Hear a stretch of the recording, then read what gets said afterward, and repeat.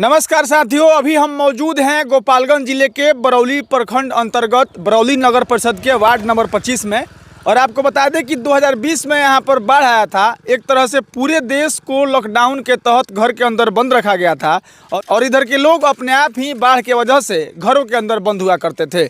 आपको हम एक ऐसे पुल पर खड़े हैं, यानी 2020 से लेकर 2024 तक 4 सालों में इस पुल का निर्माण नहीं हुआ है। अब पता नहीं यह पुल निर्माण विभाग की तरफ से बनेगा, बिहार सरकार की तरफ से बनेगा, बरौली नगर परिषद की तरफ से बनेगा, यहाँ के स्थानीय विधायक, यहाँ के स्थानीय सांसद या कौन से जनप्रतिनिधि के फंड में आता है। आप देख सकते हैं कि इसके बगल में एक नदी है। जब बाढ़ आया था तो इस तरह से सड़कों का कई जगह क्षतिग्रस्त हुआ था सड़क, और उसी तरह से यह पुल अभी इस रास्ते से कई लोग आते जाते हैं और कह सकते हैं कि कठिनाइयों का सामना करना पड़ता है। एक ऐसे ही पुल पे हम खड़े हैं और जब इस रास्ते को चलने के लायक बनाया गया है तो यहाँ पर 3 साइफन लगा दिया गया है, राबिस गिरा दिया गया है। सड़क की ऊंचाई आप देख सकते हैं, उससे लगभग 2 फुट की नीचे, सड़क से 2 फुट नीचे इसका ढलाव है और धीरे धीरे लोग होकर के यहाँ निकलते हैं।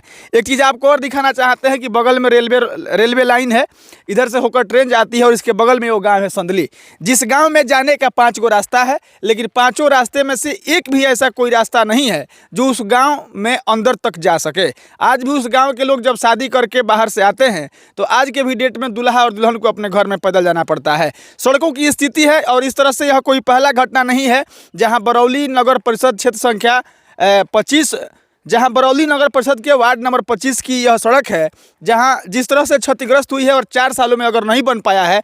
आपको बता दें कि गोपालगंज जिले में लोकसभा का चुनाव जहां पूरे देश में हो रहा है, वहां गोपालगंज में भी हो रहा है। और कह सकते हैं कि जहां पूरे देश में 2 धाराओं के बीच में चुनाव हो रही है, वहां पर महागठबंधन के प्रत्याशी का भी आज नॉमिनेशन है। एनडीए के टीम से जो लोग भी प्रत्याशी हैं उनका भी नॉमिनेशन है। दोनों लोग नॉमिनेशन करा रहे हैं तमाम जनता को अपने पक्ष में वोट करने के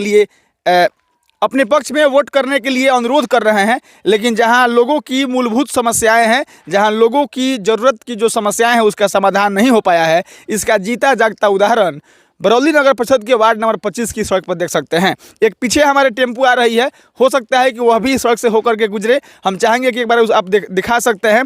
और यह पुल की स्थिति है, आप देख सकते हैं कि 2020 में बाढ़ आने के बाद जब चारों तरफ सड़कें क्षतिग्रस्त हो गई, पुल कई जगह फंस गए, उसके बाद इस सड़क पर राबिस गिरा करके और लोगों को लगभग आने जाने के लायक बना दिया गया है। लेकिन इन 4 सालों में अभी तक कोई ऐसा जानकारी नहीं है कि यह पुल बन पा रहा है, इसका एस्टीमेट जारी हो गया है, इसका टेंडर हो गया है, या किसी जनप्रतिनिधि के माध्यम से कोई फंड पास हुआ है और यह पुल का निर्माण शीघ्र ही हो जाएगा। बाकी हम इस रास्ते से जा रहे थे और लोगों को इन रास्तों से जाते हुए देख रहे थे और मुझे लगा कि लोगों को जाने में परेशानी है। जहां तमाम सरकार यह वादा करती है कि हम लोगों के सुविधाओं के लिए काम कर रहे हैं, वैसे में मुझे लगा कि सरकार को एक बार बता देना चाहिए कि गोपालगंज जिले के बरौली प्रखंड के नगर परिषद वार्ड नंबर 25 की यह सड़क है।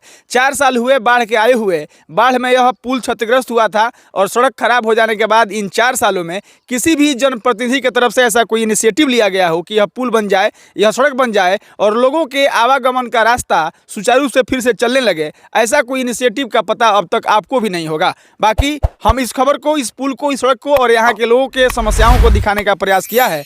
आपकी क्या राय है, प्रतिक्रिया दीजिएगा।